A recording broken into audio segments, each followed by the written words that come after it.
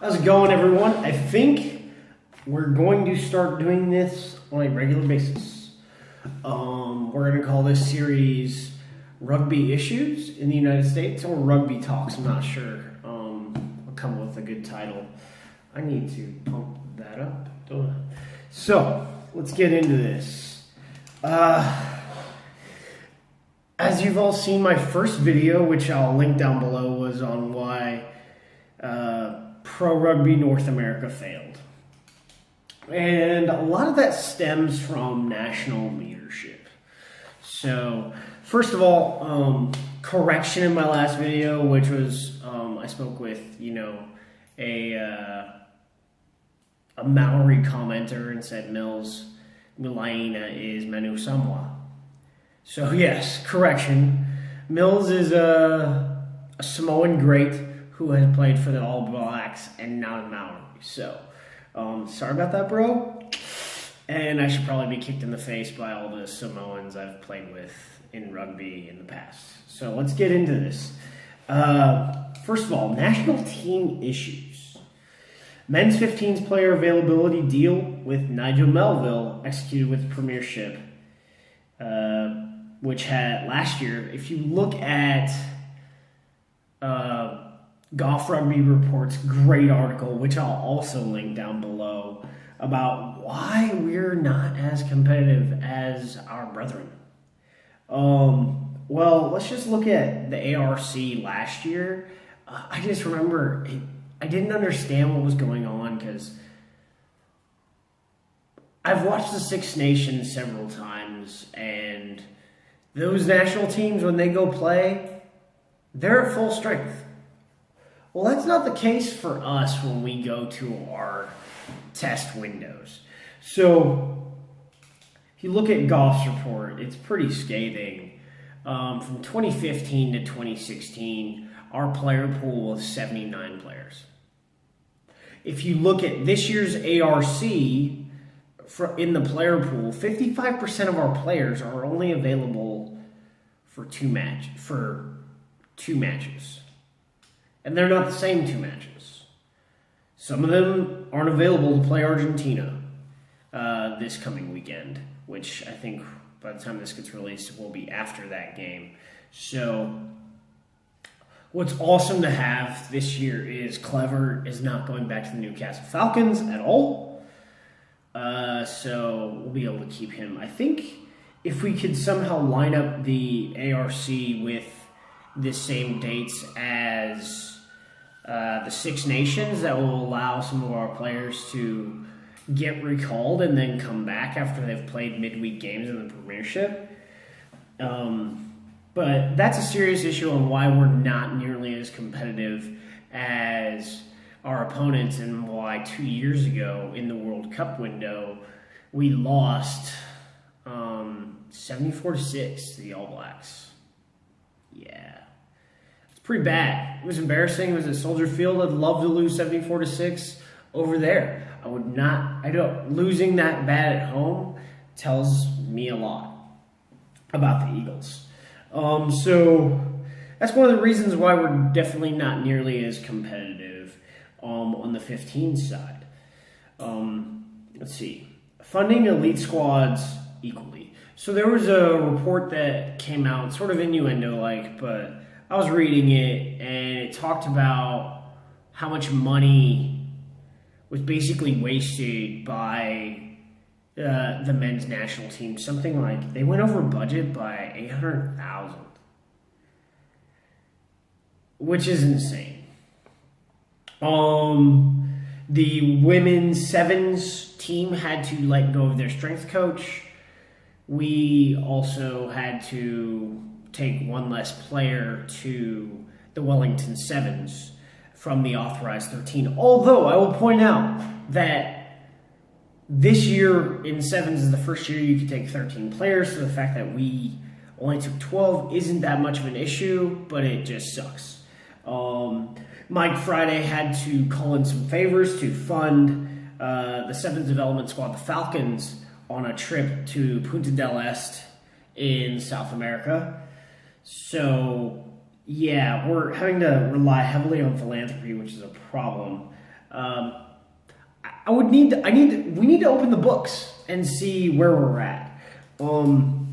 Now, before we complain, just like with FIFA, about pay for women versus men players, in the United States, with Women's World Cup versus Men's World Cup, the women create greater ratings because they're more competitive.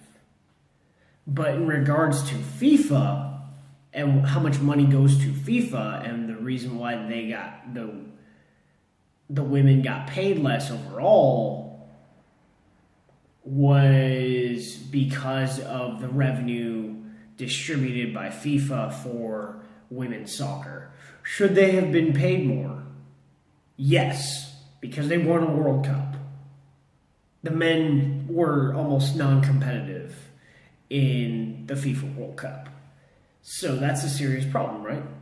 Well, let's look at the women's national team. They win cups all the time in sevens. Like, they're extremely competitive. For the next Women's World Cup, for 15s, we have a tremendous chance of women winning the Women's World Cup. We've already won a Women's World Cup in rugby. In fact, I think twice. The first one in 1981.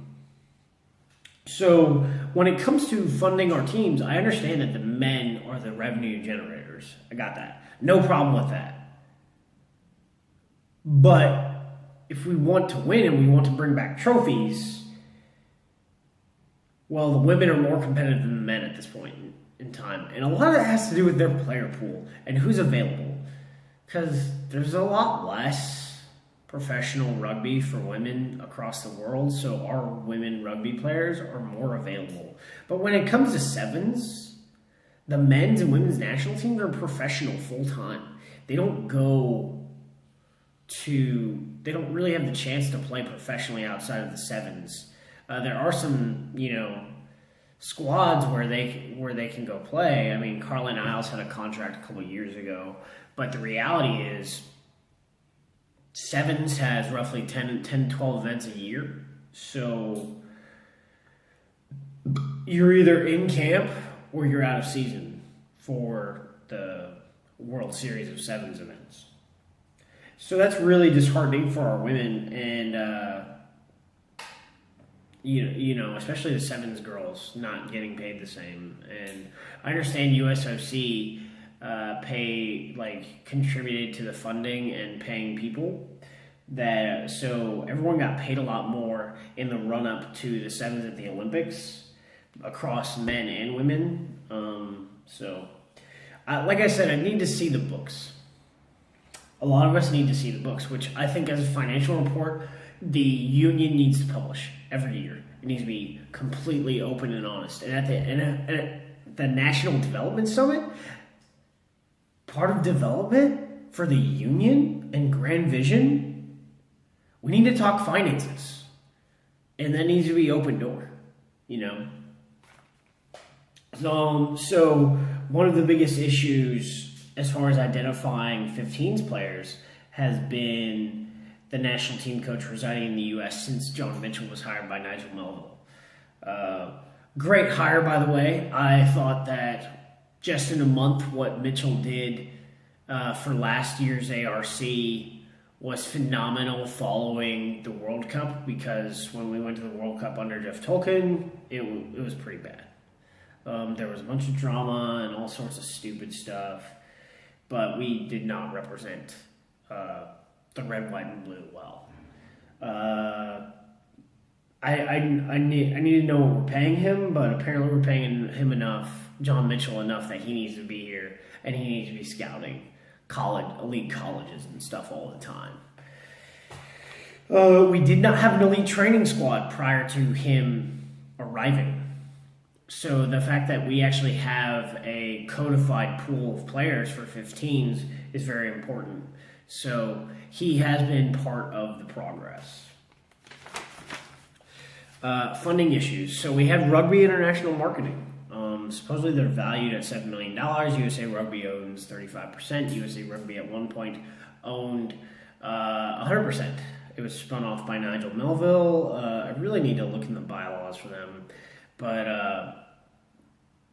we're not really generating any revenue out of them because the licensing fees for content is insanely expensive. The licensing fee for Aviva is something along the lines of $400,000 to $600,000. That's just Aviva.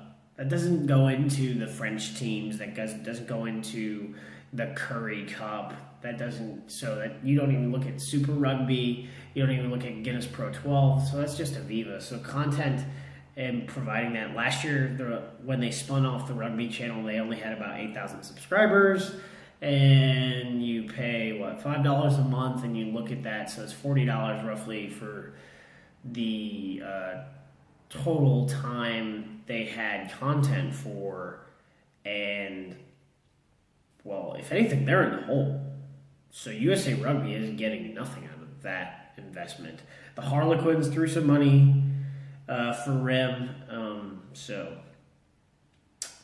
And then let's get into BLK. They went into bankruptcy and receivership back in November. So right now we don't have a kit provider. All the kit that we're using for the Wellington Sevens, now Sydney Sevens, and the America's Rugby Championship is just surplus kit. And I understand you end up with a lot of surplus kit when you sign one of these deals. But your vendors are only selling what they have. And we've lost a tremendous opportunity to generate a new revenue stream since BLK went under and not choosing either an established rugby brand such as Canterbury or ASICS sells rugby boots and stuff, so they're in the game. Then you have Adidas. Adidas is probably the best kit maker in the game, I think, at this time. Canterbury is the second best in my eyes.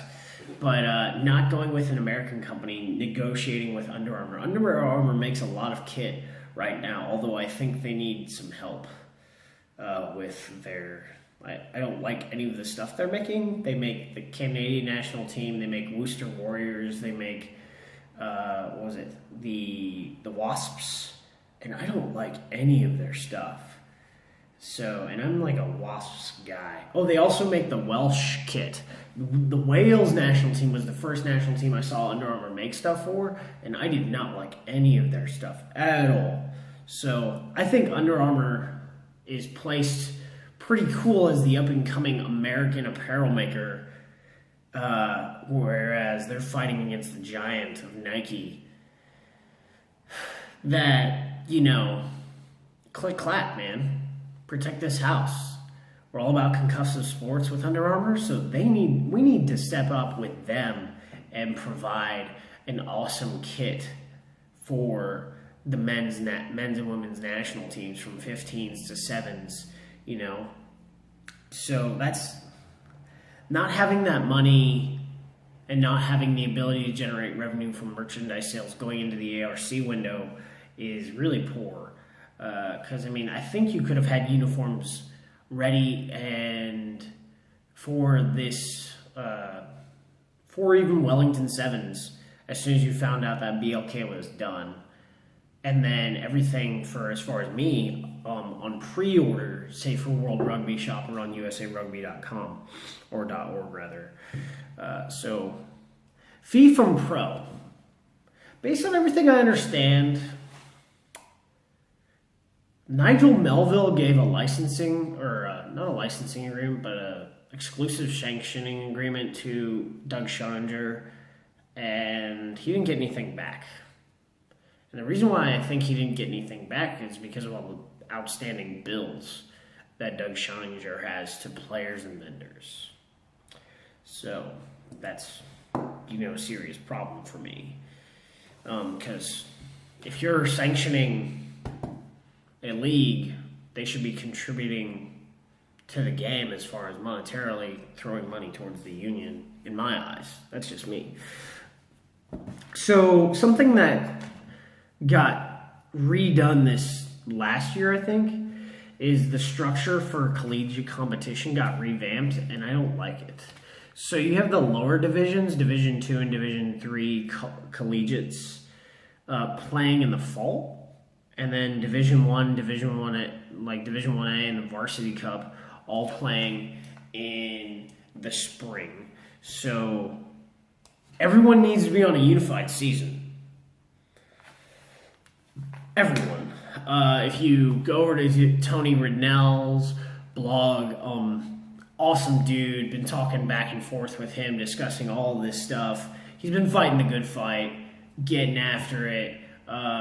He, in fact, has been nominated to the board in one of the outstanding open spots for USA Rugby. So hopefully, we can get after it with him on it. I don't think USA Rugby should be pushing that much money to the collegiate game because colleges are supposed to support their programs. What makes a program varsity? Does it mean that's NCAA? Because of Title IX, certain programs can't be varsity. Cal had to drop their rugby to a club sports status because of Title IX. So in theory, Cal shouldn't be a Division I program, but they are. They're the standard of rugby in the United States for a collegiate program. So unified structure, I would say take the top 50 programs, put them all in a conference, in conferences, and then they just play each other, and they beat the heck out of each other. So you have elite competition. Maybe it's top 100. And because there's a ton of collegiate programs out there, but you take the top 50 or top 100, or even break it down. Let's go to top 32 in college. They are Varsity Cup or Division 1, and then Division 1A is the next 120 programs, and then you have Division 2, and then you have Division 3. So the competition pool at the lower levels is huge, so it's harder to get there, but in fact, you'd have a larger playoff structure. So we need a unified structure and season for rugby, and then you can even make it a short season, to be honest. Start in January, finish in April.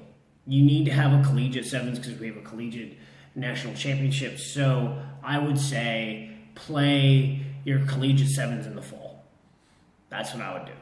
Because it's really tough, unless you're Cal or UCLA even, to run a 15s program and a 7s program at the same time because you're using a lot of the same players.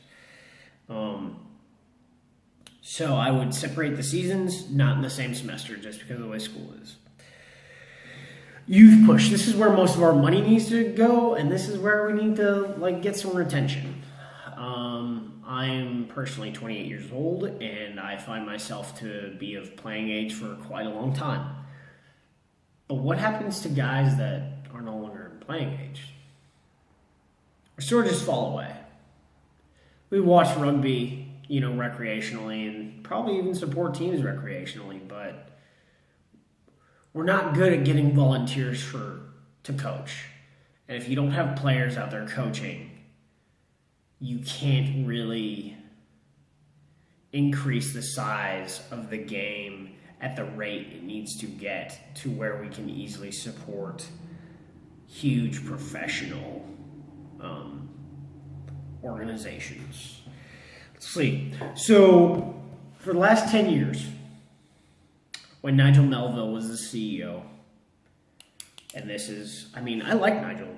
I thought he did a good job until you started peeling back the layers of the onion, and although the onion looked nice and full, it was black on the inside.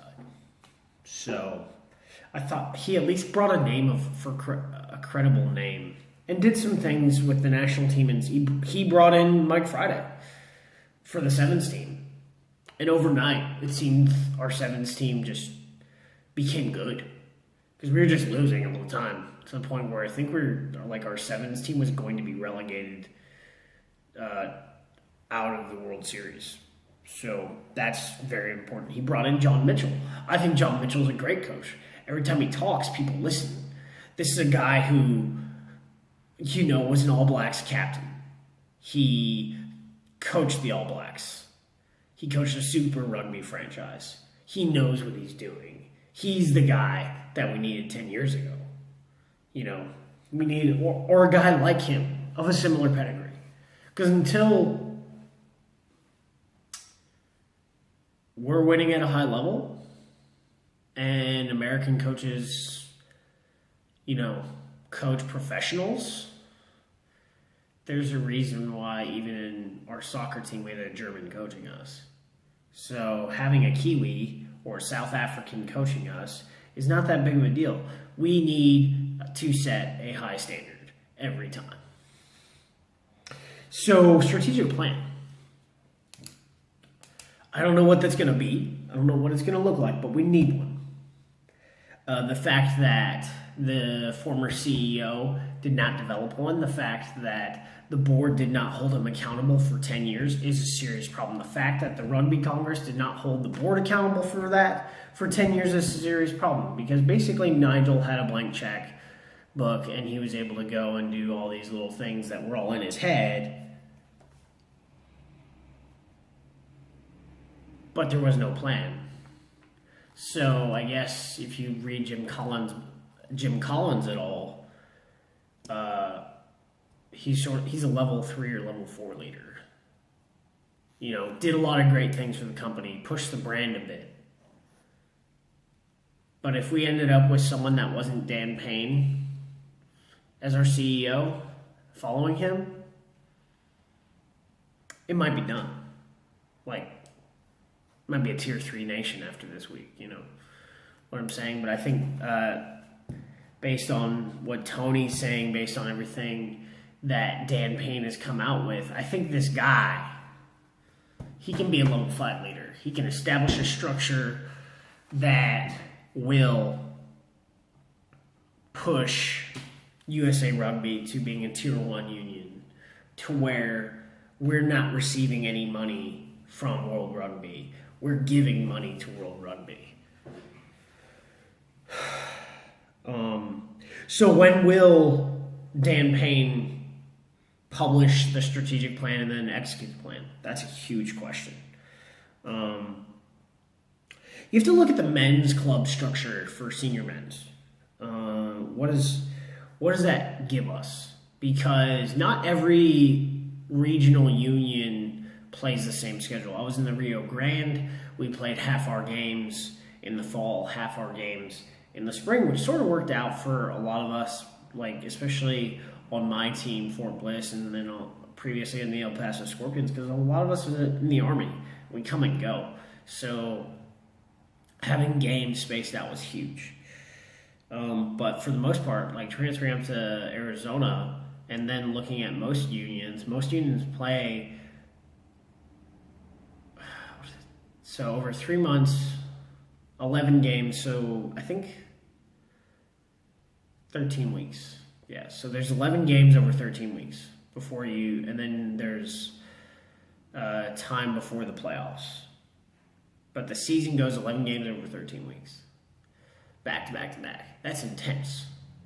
But if you think about it, that gives you the entire fall to practice and get ready. So we need to have a unified schedule driven from USA Rugby. And then part of that is allow premiership level of play, a structure that supports club mobility to premiership status, and then relegation. So just similar to the premiership system in England with soccer and rugby. If you don't really see this in the United States because it's like impossible. I guess the best way to look at it would be if a AAA team in baseball won the national championship between the PCL and I think the ACL, Pacific Coast League and International League. For AAA, that team took the bottom spot within, MLB.